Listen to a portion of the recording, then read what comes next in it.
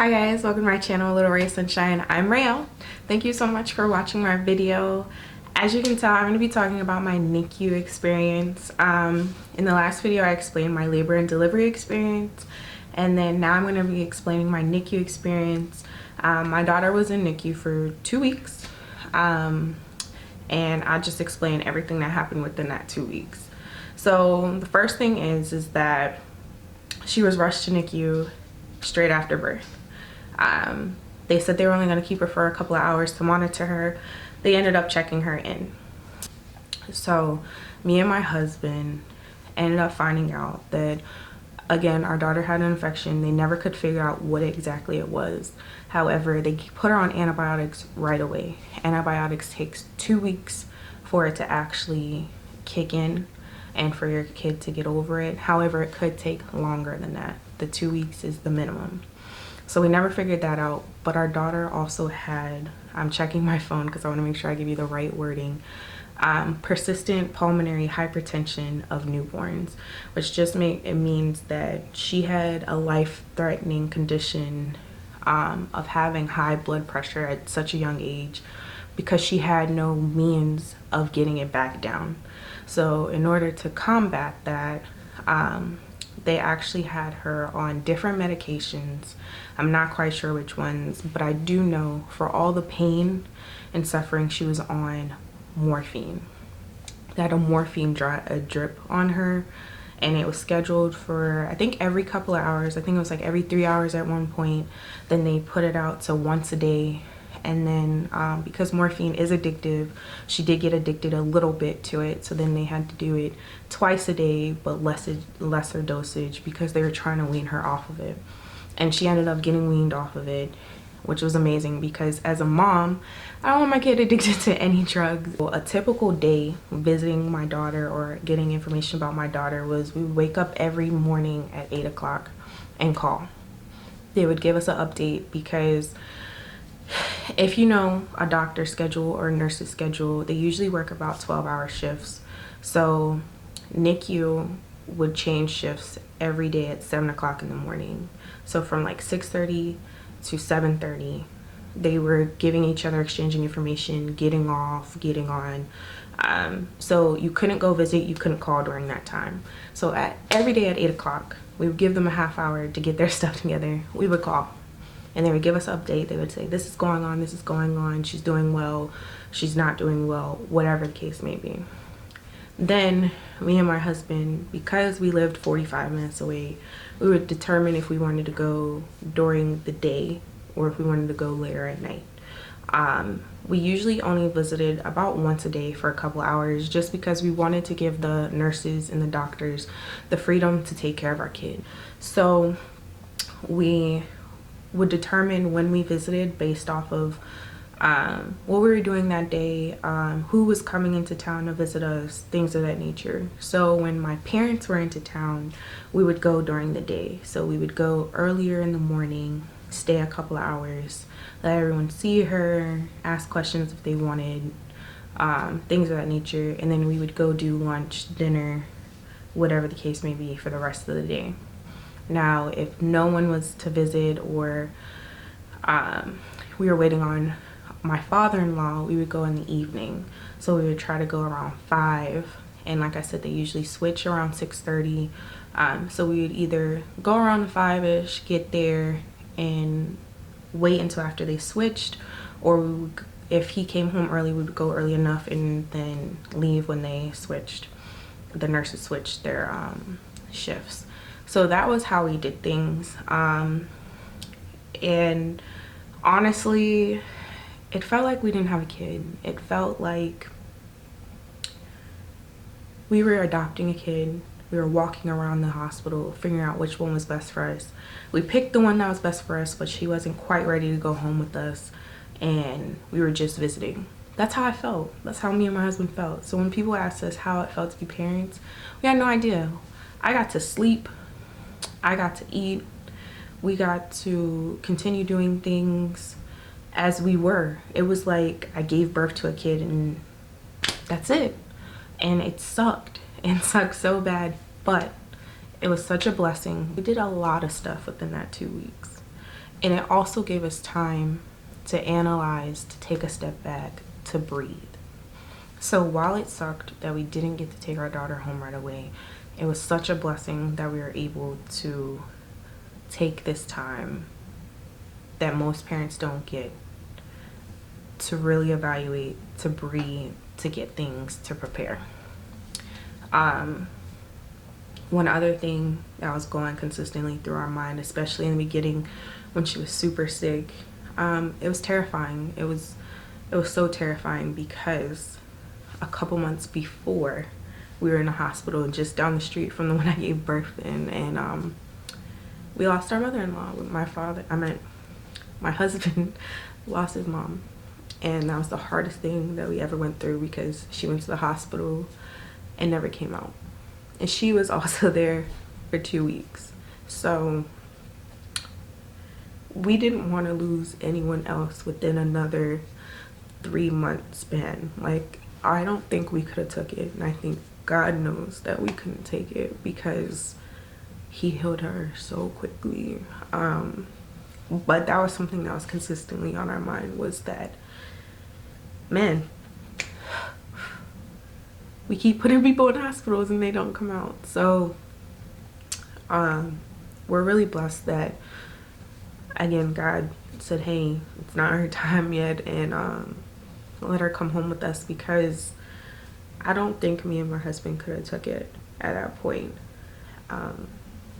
It just was not in the plans for us, and unfortunately I know we don't have control over that, but I don't know what I would have done. I guess I give you a timeline of what exactly my daughter went through these 2 weeks. So I'd say the first 3 or 4 days, she was hooked up to a breathalyzer. She had an IV in her stomach. She had a whole bunch of different monitors on her. She was hooked up to morphine, some other medication, and a bunch of antibiotics to figure out what was wrong with her. She was getting tested. She couldn't eat. All she could do was lay there and sleep. No one could hold her except for the nurses when they were changing her and things of that nature. That was going on within the first, I would say, 2 or 3 days. And then one day we went by and visited, and the nurse said, grab your camera. I'm like, I got nervous, but we went there and she said, you guys can change her diaper. And I was like, so I let my husband change her diaper. That was his first diaper he ever changed in his life. It was also very difficult because he had to do it through the incubator. But it was really amazing because we got to change her diaper. That was the first step into parenthood. We had to change her diaper. And then the next day was amazing too, because we got to feed her. Now, my daughter was still on the IV and everything like that. She couldn't actually eat from the boob or a bottle, but what they did was put some breast milk on a Q-tip, and we were able to put that on her tongue and let her just get a taste of the milk. So she didn't really eat, she was just getting a taste. But it was really amazing too, because that just showed what progress she was making, and that the treatment was working. So throughout this whole time, I'm pumping, I'm bringing milk. They actually told me to stop bringing milk for a little bit because she wasn't eating it, and they didn't have enough storage for it, because I was pumping like 12 ounces every time I pumped. I pumped every 2 hours. So you do the math, that was a lot of milk. A couple days later, they actually hooked up an IV, and they were putting milk in the IV and giving her feedings that way. So she wasn't coordinated enough to actually drink it. They tried. So they were just giving it through her IV, which was amazing too, because at least I knew she was eating. I know she was hooked up to an IV that was giving her nutrients and fluids and stuff, but actually having breast milk is a different story. That means she was progressing. So that's what happened. And then I would say about 5 or 6 days in, they took the breathalyzer out, and she was breathing on her own. The only thing they had in her nose was her feeding tube, because they would do it through the nose, because she kept yanking it out. So all she was hooked up to was the antibiotics and some monitors, and then she had her feeding tube. And we walked in that day, I'll never forget, I was like, this isn't my kid. She looks so different. And then I realized that she didn't have the breathing tubes, and that was amazing too, because she was 150 oxygen level and they were trying to bring her down to 100, which took a really long time.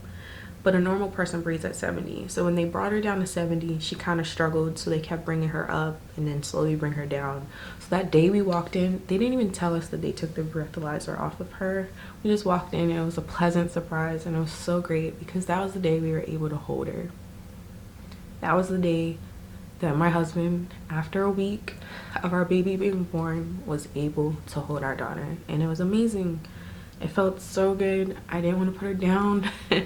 And of course we went probably an hour before the nurses switched shifts and we had to leave, but that was an amazing day. So we got to hold her, and the first thing I did was tell everybody. I was like, we got to hold our kid. She's getting better. The breathalyzer is off. And my parents were coming the next day, so when they came the second time, they were able to hold her. They were able to interact with her on a very limited, you can only hold her, very limited scale, but it was still great. So for that next week, we were visiting. My parents were in town. My little brother was in town. Some church friends and family came to visit. Her godparents came to visit. So we had visitors that were able to hold her, which was great. And then we were able to feed her and give her a bottle. So it was a very small bottle. I think they started her off with an ounce. She ate it. They were feeding her every 2 to 3 hours. We would go and we would change her diaper, check her temperature. It felt more like we were parents at this point, but we still didn't get to take her home. So again, it felt like we were adopting her. And I don't mean to say this negatively about adoption at all. I think it's a beautiful thing. Actually, me and my husband are considering adopting, but that's just how it felt. It felt like she wasn't ours yet. We were still doing paperwork to get her. And then I would say about a week and a half from her initial check-in, I was able to breastfeed her. So I walked in and they said, hey, you want to try to breastfeed her? She's been doing good with her food, holding it down. She's been taking the bottle well. You want to breastfeed her? And I said, yes. And I was so nervous because I'd never breastfed before. So what they did was they got, we had pillow, a boppy actually, which is a lifesaver. We had a boppy, put her in my lap, lifted the boob out, and tried to hold it and get her to suck on it. This was the worst breastfeeding experience ever because she cried. She was so hungry. She knew the milk was there because she could smell it, but she cried. She was freaking out. She was screaming. And then all of a sudden, I think she realized the milk was there and she latched. And she drank for about 20 minutes. Every time we went to visit, for the last couple of days that she was there, we were breastfeeding, which was amazing because then I started to feel like a mom. I will say the last day that she was in the hospital was kind of hectic because they didn't tell us that they were discharging her until that Thursday. So we call at 8 o'clock in the morning, as we usually do, to check on her, and they say, hey, she's getting discharged today at 8 o'clock. What time are you guys coming? And we're like, we'll be there whenever you need us to be there. And they said, okay, come whenever. Then we're getting dressed to go, and they call and they say, hey, she has no more breast milk. We tried to give her formula, she spit it out. We need you to come breastfeed her. So remember how I told you I was giving them tons of milk because I was producing like 12 ounces every time I pumped? I asked them before I left if they needed any more milk, and they told me no, she was good. So I was kind of frustrated, but I had to take a step back because I know that they're dealing with intensive care infants. So I think our initial reaction was, why would you give her formula if I have breast milk for her and she's been drinking it? Why switch it up now? But I had to understand that they were dealing with other babies and it wasn't just my kid, and that I am available to go feed her, so it's not a big deal. So me and my husband went. I breastfed her. She went to sleep. And then they told us that there was a couple more like paperwork and things that we had to sign and everything like that. And then they would discharge her. And because they were discharging her at 8 o'clock, and I said that the nurses switch at 6:30 to 7:30, we couldn't stay around the hospital. So we went to eat instead. So that way we had energy for when she came home. So when we got there at 8, they had us sign some paperwork. We had her coming home clothes, so we got to put that on her. We changed her diaper, we took her temperature. She breastfed one more time. We brought the stroller and the car seat up. We put her in the car seat. We took all the stuff from the hospital. So that's one thing I would tell you. They give you all the diapers, all the wipes, all the bottles, any medication, anything that they used while your child was there. You paid for it, so you take it home. And if you don't want to take it home, you just wasted money. So we took it all. So my husband got the car, we went home, and that was that. That was the best day of my life. It was also the most scary day of my life because we drove super slow, 45 minutes. So it took us like an hour and some change to get home. I kept checking to make sure she was breathing. That night she did really well. She slept through the night. I did not because I was so nervous. So if you have any questions about my NICU experience or you've been through it, please feel free to comment below. Like, subscribe, and we'll see you next time, guys.